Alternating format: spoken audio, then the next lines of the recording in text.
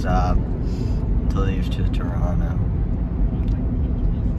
You couldn't tell by last clip how excited I was. It was pretty early in the morning, but here's us leaving. I was, though. I was very excited and ready to go to Canada for the very first time, meet some Canadians. And this is us on the bridge in going from Port Huron to Canada. You can see the little flags. Hi, flags! And the cute little boat. I loved that boat when we saw it about an hour and a half-ish into our trip, you know. And yeah, we made it over to Canada, no problems whatsoever. And we went to a rest stop, and I saw a really familiar face, which comforted me. You know, see some American iconography. And yeah, and a lot of Ontario is just nothing. Very similar to Michigan, honestly. But then we made it to Toronto, and I was so excited. Yeah, I was really feeling that 6 hour drive. But there it is, the little Toronto sign. When we got there, I loudly proclaimed that was the Space Needle, because I'm stupid. And yeah, here's where we stayed. This was our little humble abode. It was really cute. I stayed with Dennis. Hi, Dennis, who I know. Before we got to movie watch, we had to get our tickets, and we went to this cute little office. Oh, okay, I didn't record much there, but yeah, I got my ticket, and I was on my way. See, it's around my neck. Oh, I got lost momentarily, and then I drank this really gross tea. It was really bad. You'll see my reaction. But yeah, I went to the wrong Scotiabank. I went to the arena. My first film was Dead Talent Society. I really liked this one. It was a good start to the festival. Really funny, really campy, good makeup. I think it was really fun. Really original premise. I doubt it's gonna get a theatrical release in the West, but I would love to watch this on a streaming service. But after that, I had to go rush my way over to my next movie. It was The Luckiest Man in America. I knew nothing going into this one, but I was really excited. And apparently, there was a little director's talk after, which I did not know about. Paul Walter Hauser was really good as the lead. He was very likable. The rest of the cast was also pretty well. It was not my favorite. It was kind of a dad movie, if that makes sense. Kind of had average lighting. I feel like they were really trying to push that like it was the 80s, but overall, an okay experience. But after the movie, I ended the night by going to the shawarma place that Dennis and Benny really wanted to go to. I wasn't super hungry, so I didn't eat anything, but they really liked it. Some people also forgot getting shampoo and conditioner on this trip, so we went to this convenience store and saw more American iconography and this funny soda. It was really funny. But we had to get to bed because we had to wake up early tomorrow. Look how excited I was to wake up so early.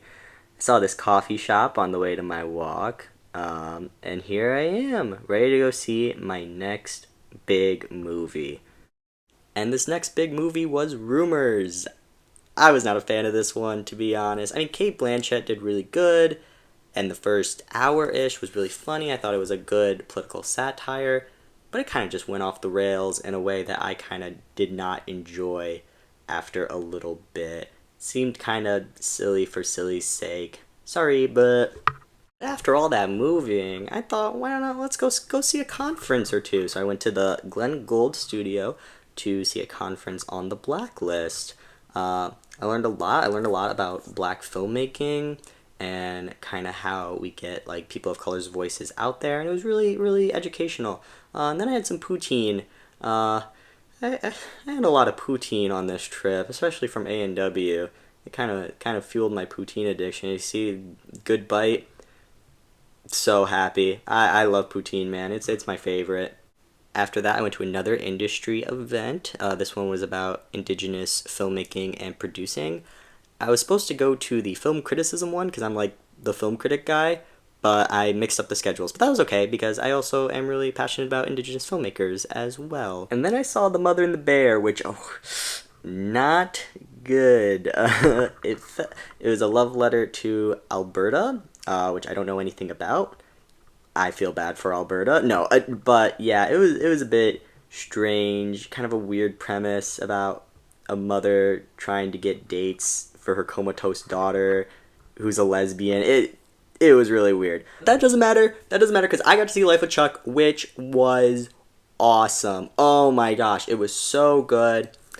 First third wasn't my favorite, but once it started getting into the Mr. Chuck, it had me hooked. I was bawling in my seat at the end. Just an amazing performance from Mr. Tom himself. Just a love letter to life, I think. Good music, looked beautiful, and I'm so glad as of today that it is getting picked up. I cannot wait to see this in theaters. I will definitely be taking my family. It is a family movie. What do you think of Life of Chuck?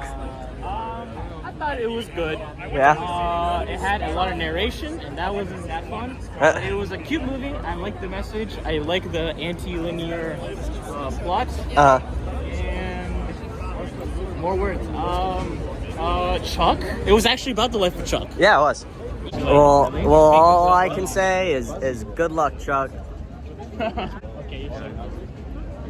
And after that, I saw Anywhere, Anytime, and this was also so good. It's an adaptation of Bicycle Thieves, except it is about a Senegalese immigrant in Italy struggling to make money while he is delivering food, and he gets his bicycle stolen. It is so good, and I feel like no one is going to go see it, but if you can, I would totally recommend it. Amazing performances all around. I started off my Saturday morning by seeing We Live in Time. I know a lot of people went to the premiere the night before, but I decided to go see it in the morning, and no one was there, so I was really lucky. This is a romance, comedy, drama with Florence Pugh and Andrew Garfield as the leads. I remember this was like one of the first movies I heard about at TIFF, and it was good. I feel like this is going to be a very popular Valentine's Day pick, very emotional, loved it.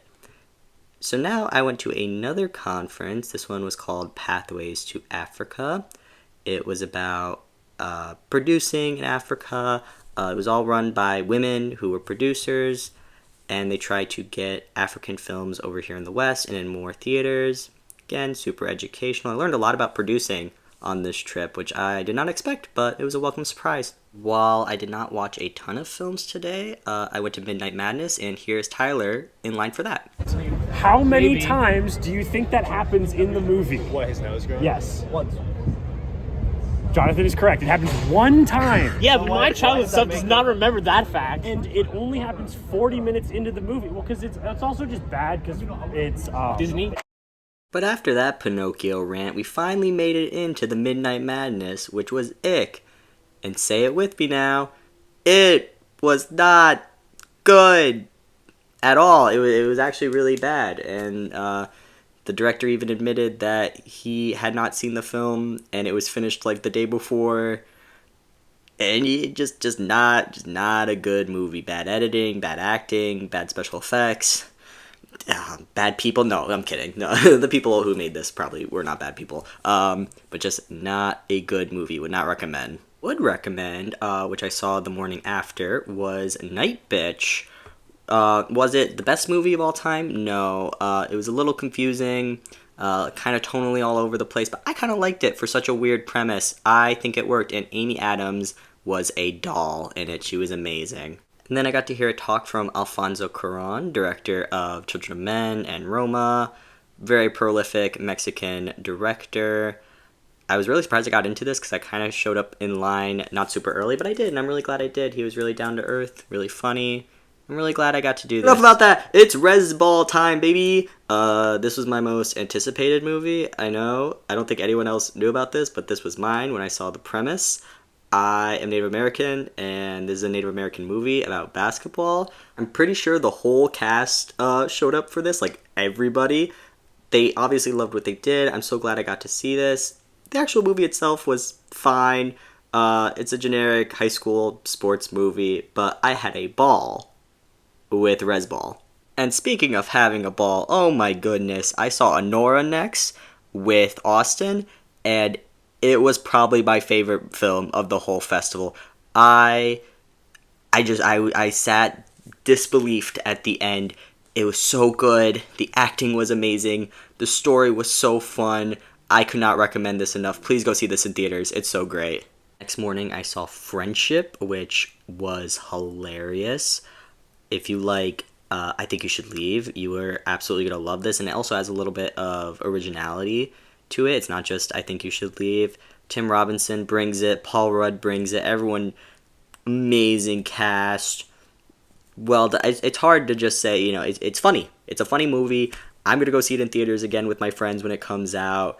Will definitely be a movie we put on in the background at a party or something. Just great.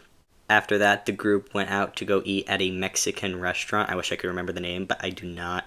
And it was okay. The food was fine, but it was a good chance to bond with everybody. Especially this late into the trip. Really got to talk to people. Really got to meet people, and it led me to my next adventure, which is going to the Poop Cafe with Cayenne and Betty. Oh my gosh, these guys were so excited about the Poop Cafe.